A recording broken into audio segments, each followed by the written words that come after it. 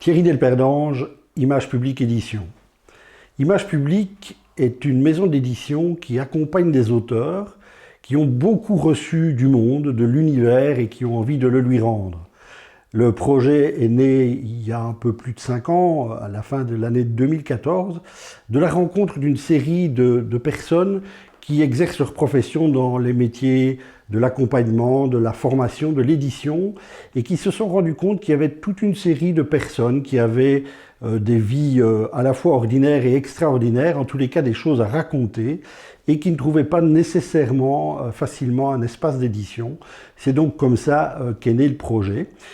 Aujourd'hui, le projet emploie une personne et repose sur un réseau d'indépendants et est distribué sur la Belgique, sur le Luxembourg par Weyrich Éditions, et nous travaillons avec la librairie Wallonie-Bruxelles sur la France, et puis nous recevons un support important d'une association d'éditeurs qui s'appelle Éditeurs Singuliers et qui permet à de petites maisons d'édition de prendre toute leur place. Notre structure de collection connaît 3 créneaux. Alors il y a un créneau qui s'appelle Roman vrai. En fait, Roman vrai permet à des auteurs qui ont eu une vie particulière, mais qui relèvent d'une contribution à l'humanité, de faire le récit de leur aventure. Et donc, c'est sur la substance du vécu, du quotidien, et de ce que l'universalité peut en apprendre que nous éditons ces livres. La deuxième collection s'appelle Le Labo de soi. Il s'agit de livres qui ont pour objectif d'équiper les êtres humains d'outils qui leur permettent d'aller mieux. Des outils de communication, des outils de gestion des émotions, et pour ça, nous nous reposons sur différentes techniques de communication, mais aussi sur des approches plus artistiques comme le collage, par exemple. Et puis il y a une troisième collection qui s'appelle Pépinière. Alors comme son nom l'indique, celle-là s'adresse plutôt aux enfants. Et ce qui nous a inspiré au niveau de cette collection, c'est dans nos métiers respectifs d'accompagnement, d'entendre des gens nous dire « mais on aurait dû savoir ça plus tôt ».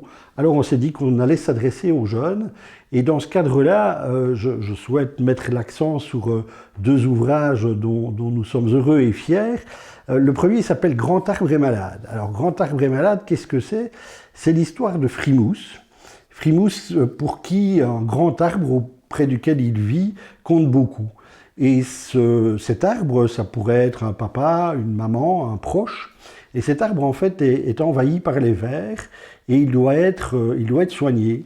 On doit couper des branches, l'opération, on va devoir injecter des produits, c'est la relation à la chimiothérapie. Et donc, toutes les relations sont faites pour apprendre à trouver une boîte à trucs, c'est ainsi que s'intitule la fin de l'ouvrage, pour accompagner des enfants qui sont proches d'une personne malade. Un deuxième ouvrage dans cette collection Pépinière s'appelle Le être qui ne voulait pas l'être. Alors pour ceux qui sont parents et grands-parents, ils ont déjà eu affaire à des enfants qui avaient envie de râler, qui n'étaient jamais contents. Eh bien, le être Baudouin symbolise cette attitude par rapport à la vie, qui est de râler surtout, de râler en toute saison, et qui permet, l'ouvrage permet de porter un autre regard sur le sens de la vie, sur les valeurs, sur les émotions.